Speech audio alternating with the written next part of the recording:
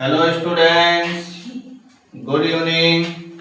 तो आज इस वीडियो में आप लोगों को डेमॉन्स्ट्रेटिव प्रोनाउन पढ़ाया जाएगा।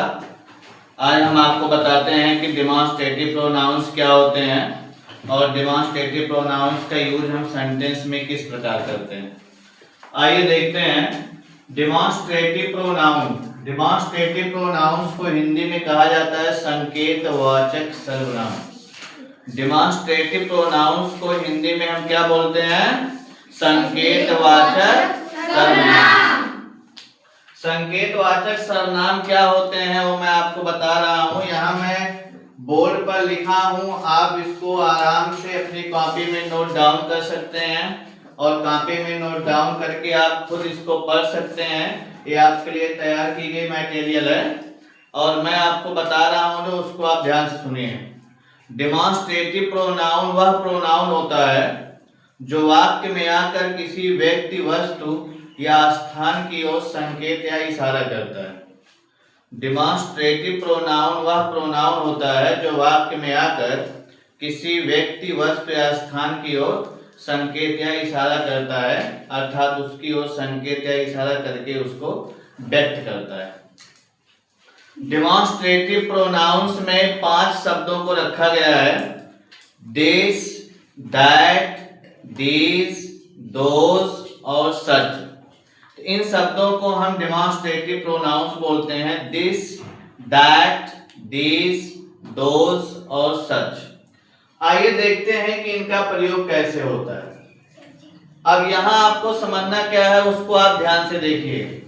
दिस, दैट, दीज, दोज का यूज कैसे करना है?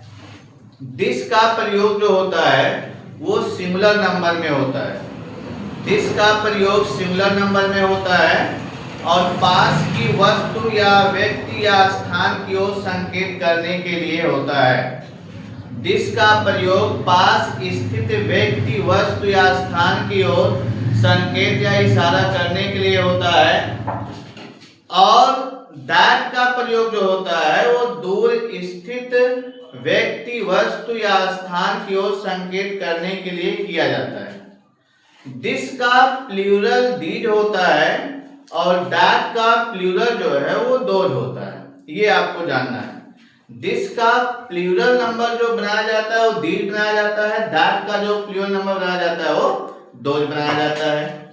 दिस के साथ सिंगुलर वर्ब और सिंगुलर नाउन का यूज होता है। दैट के साथ सिंगुलर वर्ब और सिंगुलर नाउन का यूज होता है।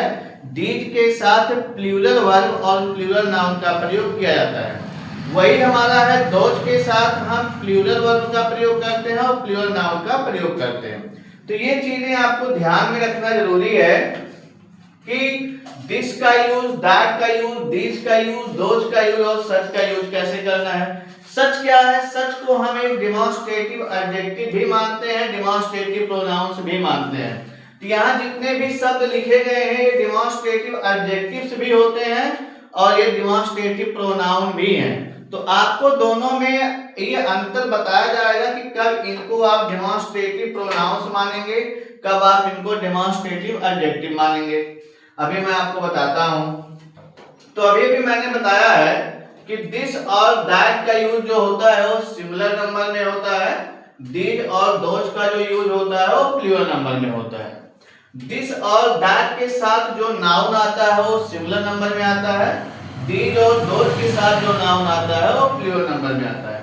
सच क्या है? सच जो है इसका यूज जब हम करते हैं तो हिंदी में इसका अर्थ ऐसा, ऐसी, ऐसे आता है। तो सच का प्रयोग जब वाक्य में बिल्कुल अकेले किया जाता है, अर्थात उसके साथ कोई नाउन ना आया हो और वहां पर सच के तुरंत बाद कोई क्रिया लिखी गई हो, तब वहां पे सच हमारा डेमॉन्स्ट्रेटिव प्रोनाउन होता है। और जब उसके साथ सिंगुलर वर्ब का यूज हुआ हो तब उसके साथ सिंगुलर नाउन का प्रयोग होता है और जब उसके साथ प्लूरल वर्ब का प्रयोग किया गया हो तो उसके साथ प्लूरल नाउन का प्रयोग किया जाता है। तो अब यहाँ आपको समझना यह है कि जो ये 5 शब्द आप देख रहे हैं, दिस, दैट, दीज, दोज तथा सच, जब इनका प्रयोग वाक्य में बिल्कुल अकेले होता है, अर्थात इनके साथ कोई नाउन नहीं आता है, तब ये आपके डेमॉन्स्ट्रेटिव प्रोनाउंस कहलाते हैं। और जब इनके तुरंत बाद कोई नाउन लिखा गया हो तब इन्हें हम डेमोंस्ट्रेटिव एडजेक्टिव कहते हैं। दोनों में यही अंतर है। डेमोंस्ट्रेटिव प्रोनाउन में ये बिल्कुल अकेले यूज होंगे और डेमोंस्ट्रेटिव एडजेक्टिव में इनके साथ एक नाउन आएगा। तो यहाँ मैं आपको लिख दिया हूं, आप इसको अपनी कॉपी में नोट डाउन करें, इसको समझें। यहाँ मैं लिखा हूं कि इनका प्रयोग वाक्य में बिल्कुल अकेले होता है, जैसा कि मैं आपको बताया हूं। दिस तथा दैट का प्रयोग सिंगुलर नंबर में होता है। दिस तथा दोज का प्रयोग प्लूरल नंबर में होता है। दिस का प्लूरल दिस तथा दैट का प्लूरल दोज होता है। दिस तथा दीज का प्रयोग पास की वस्तु के लिए तथा दैट व दोज का प्रयोग दूर की वस्तु या स्थान के लिए होता है। यहाँ एग्जांपल है, मैं लिखा हूं कि सच का प्रयोग सिंगुलर व प्लूरल दोनों में होता है। तो दिस इज माई पेन, यहाँ पे दिस क्या है आपका डेमोंस्ट्रेटिव प्रोनाउन है। दैट वाज अ रॉकेट, यहाँ दैट क्या है डेमोंस्ट्रेटिव प्रोनाउन है।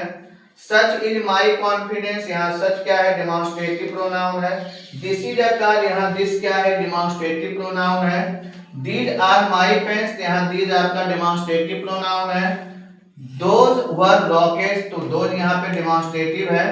सच और दैट भी यहाँ पे डेमोंस्ट्रेटिव प्रोनाउन है। तो इस वीडियो को आप ध्यान से देखें और इसको समझें और इसमें जो कुछ भी आपको बताया गया है उसको आप गौर करें, उसको अपनी कॉपी में नोट डाउन करें और आप अपने वीडियो को, अपने ज्ञान को बढ़ाएं। मेरे साथ वीडियो में बने रहने के लिए आपको बहुत बहुत धन्यवाद। Thank you.